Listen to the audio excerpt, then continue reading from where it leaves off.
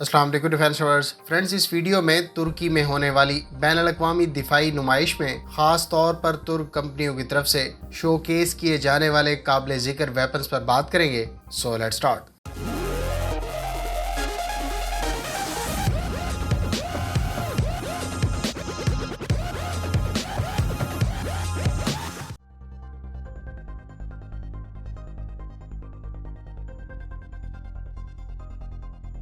तुर्की ने इस नुमाइश में सी बेस्ड और लैंड बेस्ड गैसगन नेशनल क्रूज मिसाइल के प्रोग्राम का ऐलान किया। इस मिसाइल पर फ्लाइट टेस्ट इस साल ही शुरू कर दिए जाएंगे। मुमकिन तौर पर यह क्रूज मिसाइल अटमाका का एडवांस वेरिएंट मालूम होता है। इस मिसाइल की रेंज 500 किलोमीटर से लेकर 1000 किलोमीटर के दरमियान हो सकती है। रॉकेटसान ने अपने Mumtaz anti tank guided missile का मैन पोर्टेबल वर्जन भी वीडियो की सूरत में इस नुमाइश में अनवील किया।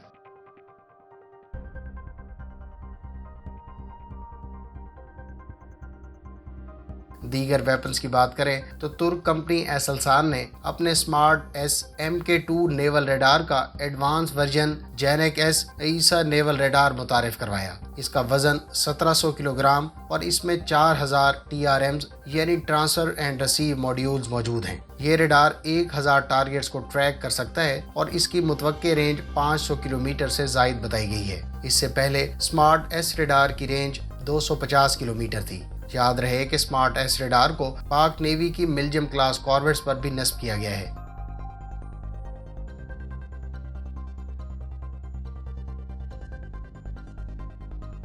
व्यूअर्स, इस दिफाई नुमाइश में तुर्क कंपनी मैटिक्सान ने अपना नजर नामी लेजर वेपन भी डिस्प्ले किया। इसके बारे में कंपनी का दावा है कि ये अपनी लेजर टेक्नोलॉजी से दुश्मन के मिसाइल्स को फिजा में इंटरसेप्ट कर सकेगा। ये सिस्टम अपने इलेक्ट्रो ऑप्टिकल और इंफ्रारेड सीकर हेड का इस्तेमाल करते हुए लेजर डेजल यानी चमक और फंक्शनल डिस्ट्रक्शन टेक्निक से मिसाइल को फिजा में ही तबाह करने की सलाहियत रखता है। नजर laser weapon system military basis और अहम सिविलियन मकामात को 3rd और 4th जनरेशन इलेक्ट्रो ऑप्टिकल और लेजर सीकर इस्तेमाल करने वाले मिसाइल से हिफाजत फराहम करेगा। इस प्रोजेक्ट को 2016 में मैटिक्सान ने शुरू किया था और इसका एक नेवल और ग्राउंड वर्जन मुतारिफ करवाया गया है। इस सिस्टम के स्टेट ट्रायल्स हो रहे हैं और इसको इस साल के आखिर में सर्विस में शामिल कर दिया जाएगा।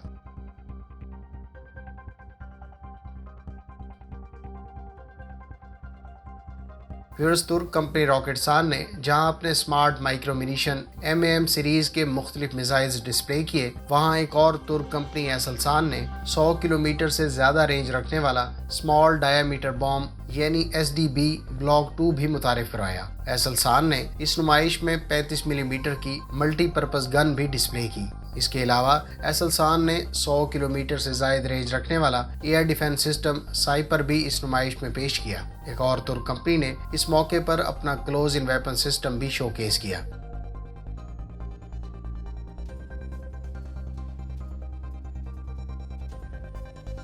तुर्क कंपनी FNSS की तैयार करदा unmanned ground vehicle shadow rider भी इस नुमाइश में दिखाई गई। इसका कॉम्बैट वेट 13,500 किलोग्राम, लंबाई 5.5 मीटर और चौड़ाई 3 और हाइट 2 मीटर थी। इसको C-130 और A-400 ट्रांसपोर्ट एयरक्राफ्ट से एयरलिफ्ट किया जा सकता है। 5 स्पीड फुली ऑटो ट्रांसमिशन के साथ इसकी स्पीड 50 किलोमीटर पर आवर और रेंज 450 किलोमीटर है। इस व्हीकल पर ऑब्स्टेकल डिटेक्शन और अवॉइडेंस सिस्टम के अलावा एंटी जैमिंग सलाहियत भी मौजूद है। शैडो राइडर पर एक remote control heavy machine gun भी नस्ब है।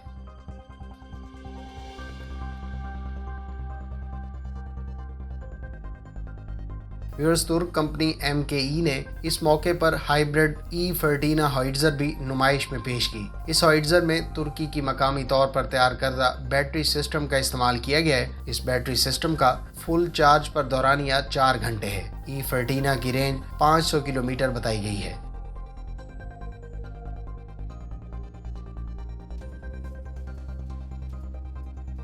BMC ने इस मौके पर एक व्हील्ड आर्मर्ड व्हीकल अनवील की। ये बुनियादी तौर पर इन्फेंट्री फाइटिंग व्हीकल है।